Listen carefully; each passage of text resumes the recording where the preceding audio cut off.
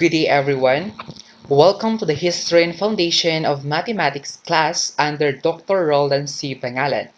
By the way, I am Kevin V. Orpilia, a student of St. Paul University, Philippines Graduate School. So to start with, what comes into your mind when you see this picture? How about this? These numerals. Okay, if this is not familiar to you, I want you to listen and watch this video. And today, I am going to discuss about Egyptian mathematics. So there are three subtopics that I will discuss today. You must know about Egyptian mathematics, the Egyptian numerals, and the Egyptian arithmetic. Egyptian civilization begins more than 6,000 years ago, with the largest pyramids built around 2000 before Christ. The emergence of one of world's earliest cultures was essentially a political act. Between 3500 and 3100 before Christ, the self-sufficient agricultural communities that clung to the strip of land bordering the Nile had gradually coalesced into larger units until there were only two kingdoms of the Upper Egypt and the Lower Egypt.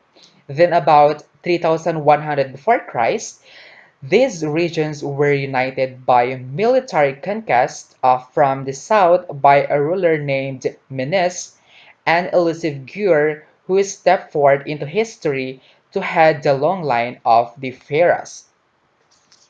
So now, first thing to know is about the hieroglyphic representation of numbers. So as early as 3500 before Christ, the Egyptian had a fully developed number system that would allow counting to continue indefinitely with only the introduction from time to time of a new symbol. So this is borne out by a mace head of King Narmer. This scene is taken from the great stone of Mace Head of Narmer, which discovered at Hierakonpolis in 1898. There is a summary of the spoil taken by Narmer during his wars, namely cows, goats, and captives. So the hieroglyphic system of writing is a picture of scripts in which each character represents a concrete object. The Egyptian system was a decimal one, from the Latin decim, which means 10, which used counting by powers of 10. So these special pictographs were used for each new power of 10 up to 10 million. So 1 for stroke or vertical stroke, 10 for heel bone, 100 for carved rope, 1,000 for lotus flower, 10,000 for pointing finger or upright bent finger, 100,000 for tadpole, 1 million for astonished person, and 10 million for the rising sun. So you know what? Other numbers could be expressed by using these symbols additively with each character repeated to 9 times. So when it is repeated 10 times, it will automatically converted to the next symbol. So the Egyptian method of writing numbers was not a positional system, a system in which one and the same symbol has a different significance depending on its position in the numerical representation. So next thing to know about this is the Egyptian hieratic numeration. And this type of notation or number system may be called cipherization. 5, for instance, here was assigned the distinct mark instead of being indicated by a group of vertical stroke, just like what I've showed to you a while ago. So next is the hierarchic system used to represent numbers is as shown in the preceding table. Note that the signs for 1, 10, 100, and 1000 are essentially abbreviations for the pictograph used earlier. In hieroglyphics, let's say the number 37 represents like this. We have 3 heel bones represents for 30 and 7 strokes for 7. And this will add up. This will give us 37. In hieratic, this will give us a symbol. This is 30 and this is 7, a total of 37. So they are far different. So next thing to know is about the Rind papyrus. Most of our knowledge of early mathematics in Egypt comes from two sizable papyri, each named after its former owned, the Rind papyrus and the Golanichev. The Rind papyrus was written for scribes, or these scribes are the Jews leaders, and it is written in hieratic script. It is a cursive form of hieroglyphic pattern adapted to the use of pen and ink about 1650 before Christ by the scribes named Amos. The papyrus was originally a single scroll nearly 18 feet long and 13 inches. It becomes also apparent that we are dealing with a practical handbook of mathematical exercises, and the only secrets are how to multiply and divide. Nonetheless, the 85 problems contained therein give us a pretty clear idea that the character of Egyptian mathematics. So next thing to know is about Rosetta Stone. So this is the Rosetta Stone. So the Rosetta Stone is made up of 3 panels, each inscribed in a different type of writing. Greek down the bottom third, Demotic script of Egyptian in the middle, and ancient hieroglyphic in the broken upper third. So next thing is the Egyptian numerals. So this is our next subtopic, the Egyptian numerals. So take a look with these numerals. So this is what I explained a while ago. So the Egyptian numerals had separate symbols for 1 unit, 110, 100, 1000, 110,000, 100,000, 1,000,000, and 110,000,000. And the numbers are not positional, meaning it doesn't matter what symbol first you'll write because it's additive. So take note. So now to better understand, let's have an exercise. For example, we have a heel bone and a stroke. So 10 plus 1, it's 11. Now, we have one curved rope, and we have also one heel bone, and we have 3 strokes.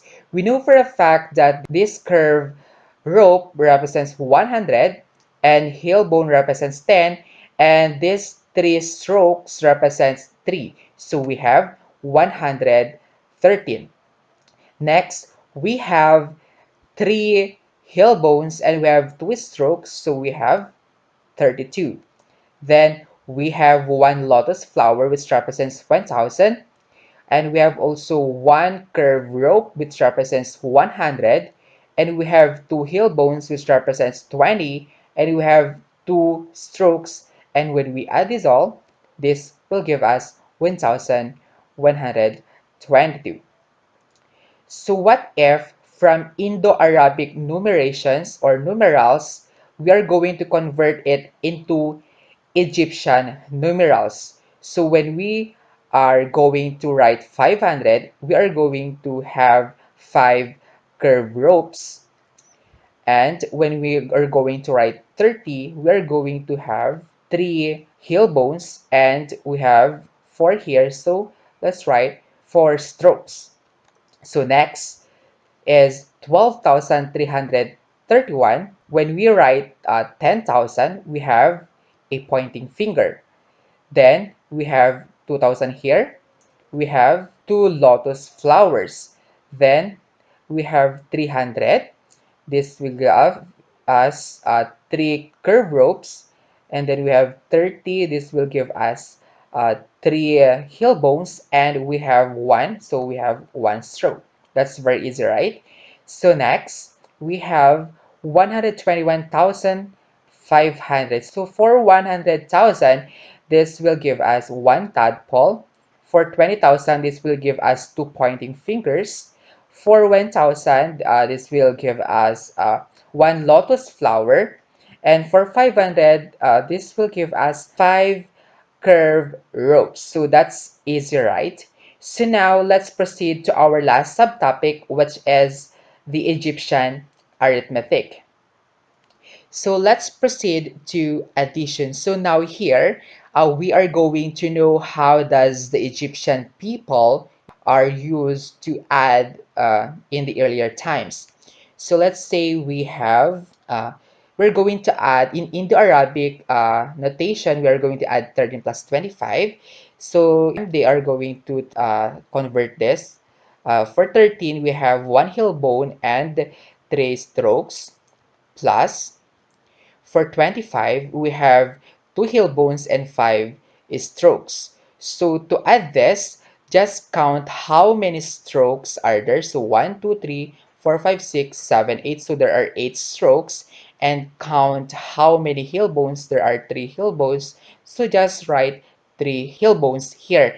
But remember, it must not exceed to 10, only 9 symbols. So this will give us 38. We have 3 heel bones, which is 30, and plus 8 strokes, which give us 38. So next example, we have, say, 47 plus 36. So the representation for 47 are this. We have 4 heel bones and 7 strokes. And for 36, we have 3 heel bones and 6 strokes. So we know for a fact that it exceeded 10. So these strokes here will be converted to the higher one, which is into bone, and then what is left is only 3. So we are going to write 3 here and then count how many bones remaining. 1, 2, 3, 4, 5, 6, 7, 8. So there are 8 bones. Hence the answer is 83. So we have 8 bones and 3 strokes. So for subtraction, let's say we have 354 minus 141. So the symbol or the representation for 354 is this: 3 curved ropes, 5 bones, and 4 strokes. And for 141, 1 curved rope, 4 bones, and 1 stroke. So we are going to subtract these strokes. 4 strokes minus 1 stroke, this will give us 3. So we have 5 bones minus 4 bones, this will give us 1 bone. We have 3 curved ropes minus 1 curved rope, this will give us 2 curved ropes. So these ropes represents 100. So we have 2 ropes here. This will give us 200 plus 10 plus 3. This will give us 213. So what about this? 31 minus 15. So for 31, we have 3 heel bones and 1 stroke. And for 15, we have 1 heel bone and 5 strokes. So 1 minus 5 strokes cannot be.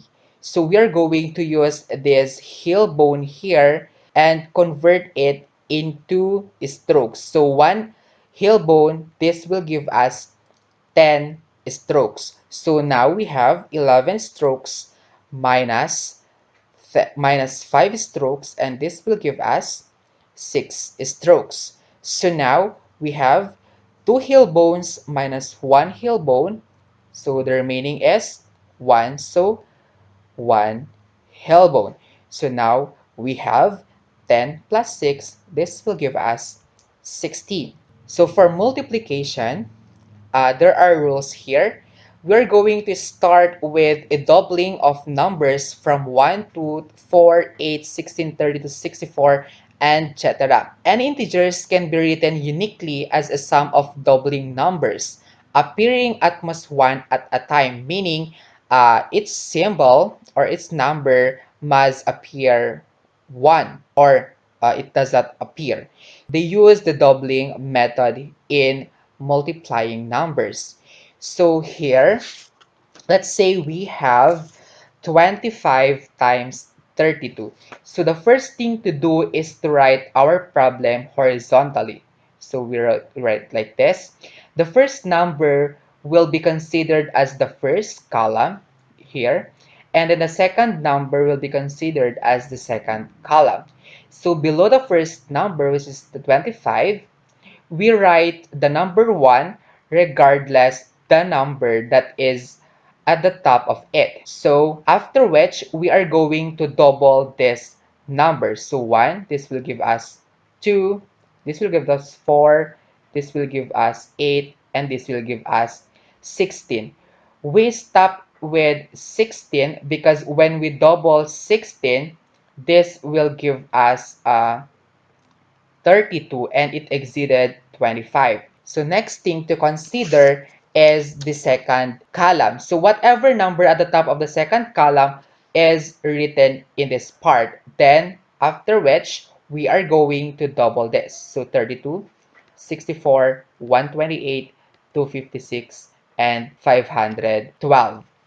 The next step is to go back to our first column and locate the numbers that will give us a sum of 25. So when we add 1, 8, and 16, this will give us 25. So the numbers are 1, 8, and 16. After which, we must look directly to the right of these numbers. Then when we add this 32, 256, and 512, this will give us the answer to our problem. So therefore, when we multiply 25 times 32, this will give us 800. So again, in multiplying numbers, we are going to consider the first column and then start always with 1, then double 1, then double 2, we are going to double 4, and then double 16. We must not exceed 25 because 16, when we double 16, this will give us 32. So we stop it with 16. In the second column, whatever number written in this part will be written in this part. Then after which, we are going to double it. So 32 to 64. 64 to 128, 128 to 256, and 256 to 512. So the next step to know about this is to look for these numbers to our first column and find the numbers that will give us the sum of 25. And these are 16, 8, and 1. After which, we are going to look directly to the right of these numbers and add them all. So we have 32, 256, and 512. This will give us 800, and this is now the product of these two numbers. Understood? So next is in division. So let's say we have 696 divided by 29. Like in multiplication, we are going also to write 1 here. Next is double it, and double, and until we got 16, because when we double 16, this will give us 32 and it exceeded 29. So again, whatever number here, we are going to write it in this part. So we have 29, then double it, 58, again 156, then double it, we have 116 rather, we have 232, then we have 464. So unlike in multiplication, we look directly to its right. Here in division, we'll look at the numbers from the left. So, but before that, we are going to find for the numbers that when we add, this will give us 696. So the numbers are 232 and 464. So now let's look at its left. So what are the numbers that is located in the left side? These are 16 and 8. So when we add this will give us 21st. So therefore, when we divide 696 into 29, this will give us 24. Same process with multiplication, but the only thing is we are going to look at the right side that will give us a sum of dividend. Then, after which we're going to look it at the left side, then add it, and that's now the answer. So division was not only as simple as the example just given. So, and fractions would often have to be introduced. The scribe will start by copying the divisor, then double it. So we have like this again. So what's our divisor? We have 8, then 1, always 1 there. Then when we double the 8, this will give us 16, this will give us 2, this will give us 32, and in this part this will give us 4. We just double the numbers at the top of the every numbers. So 8, 16, 32, 1, 2, 4. Next is this. So as we can see here, the next duplication will exceed the dividend, which is 35. So this will give us 64. So we are going to divide the first, or divide the dividend into 2 to complete the remainder. So the half of 8 is 4, and then the half of 1 is 1 half. Next is half of 4. This will give us 2, and then the half of 1 half is 1/4. Next is the half of 2 is 1, and then the half of 1/4 is 1/8. Then again, in division, we are going to look at this part at the right side here. So then we are going to find for numbers that when we add it, this will give us 35. So these numbers are 32, 2, and 1. Again, let's look at the left side, which are 4, 1/4, and 1/8. So when we divide 35 into 8, this will give us 4 plus 1 half plus 1/8. So that would be all. Thank you very much for listening. I hope you understand something in my presentation. God bless.